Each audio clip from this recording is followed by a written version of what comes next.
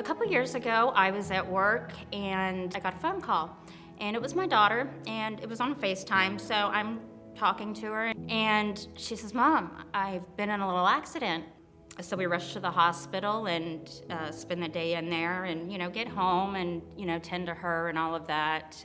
My biggest concern was just the protection of her and her rights because she was a minor. There are many different types of slip and fall. These people suffer significant injuries because they're totally unprotected and they're totally unexpected, most of these types of slip and fall injuries.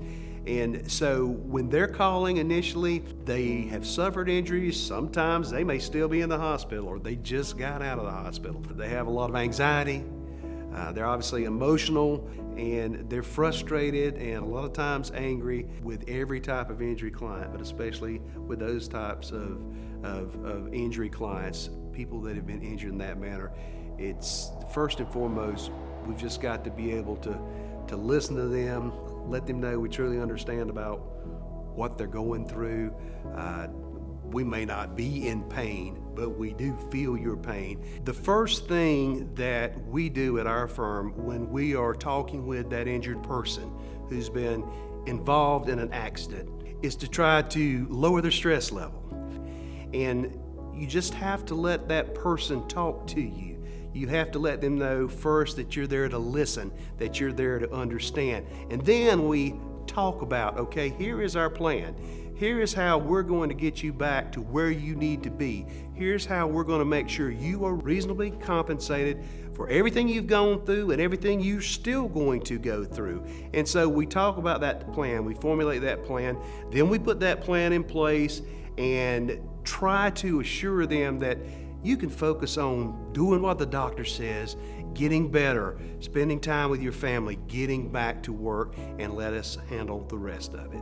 If you've been involved in a slip and fall accident, big mistakes that you should avoid. First of all, delaying medical treatment.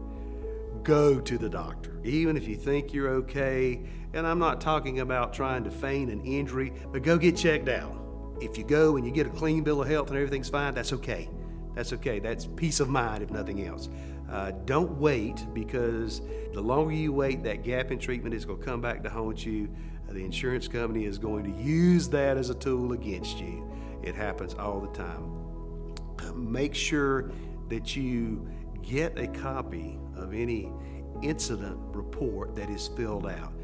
Most every company, store, grocery store, restaurant, convenience store, whatever it might be, they have a process. They have an internal process where if somebody gets involved in an accident, injury, slip, fall, trip, fall, whatever it may be, it has to be documented. Even if it's small, even if it's just very minimal, it's got to, if it's reported, and you got to make sure you report it. Don't just get up and walk out the store, crawl out and not report it, and then come back and say, well, I never said anything to anybody, because unless they have surveillance video, you may be absolutely telling the truth, but there's nothing to establish that.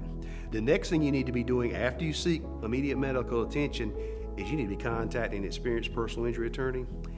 In choosing a personal injury attorney, first of all, you need to have a personal injury attorney, not an attorney who occasionally does a personal injury case here and there.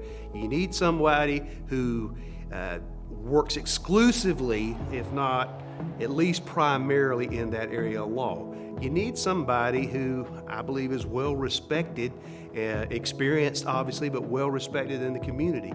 Well respected not only by the judges and courthouse staff, but has the respect of insurance adjusters. You need to have an attorney who is not only experienced, but is willing to go to court and is willing to convey that, and who that insurance company knows this case, if it doesn't get resolved for a reasonable amount, will be tried by this attorney. Once the case was resolved, Attorney Jean Vaught was able to get her enough to where she was able to purchase items that were not be a burden to her in payment-wise for her to progress in college. So she didn't have any payments. So she can attend college without, a burden. To the person who has been injured in an accident, who thinks they want to contact an attorney but feels like, I don't know that financially I'm going to be in a position to do that, the first thing I say is, within the personal injury realm, which is all I do, our fees are based solely on a contingency. You only pay me. Our firm only earns a fee when we resolve your case, whether that be through settlement or whether that be going to trial and getting a jury verdict. And that is a percentage contingency. And you know what? If we don't recover anything for you, you don't owe us anything. If anybody needs a personal injury, to call Attorney Jane Vaught.